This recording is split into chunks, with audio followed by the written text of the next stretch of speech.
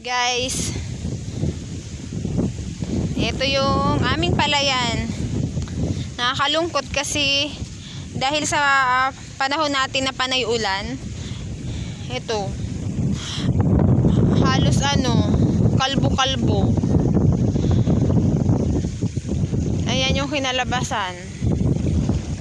Tapos malakas pa yung ulan dito tuwing gabi. Kahit nagpapaawas naman kami, ayan nagpapaawas kami, tapos paawas din dun, palabas. Awas din dun. Ganyan pa rin. Awas dun sa kabila. Paawas dyan, ayan nagpapaawas naman. Ganyan pa rin, kalbo, parang dagat na. Ayan. Maliit pa to.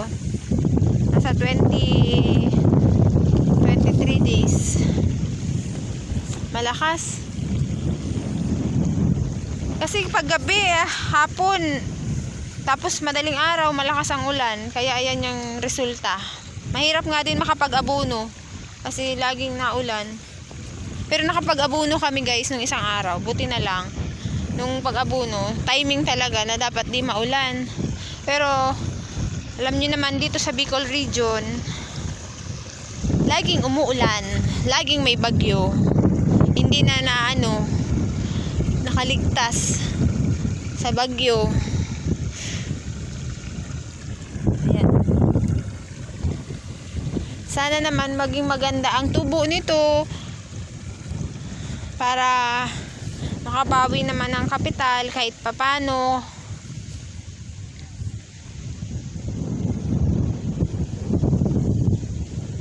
Ayan, maraming kalbo-kalbo. Kasi kinain niya ng kuhol. Kasi nung nakaraan, malakas ang ulan.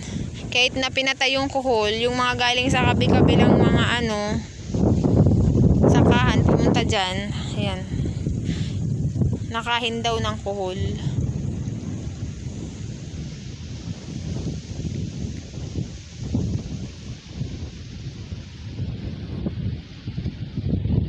Ayan, bisita lang kami dito. May caretaker kami dito guys. Pero bumibisita kami para i-check 1 hektarya na palayan ng aking mama.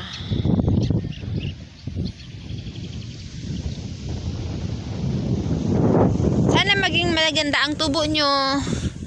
Magkapit-bisig kayo mga palay. Kapit lang. Bawi-bawi na lang lagi. Guys, thank you for watching. Please like and subscribe.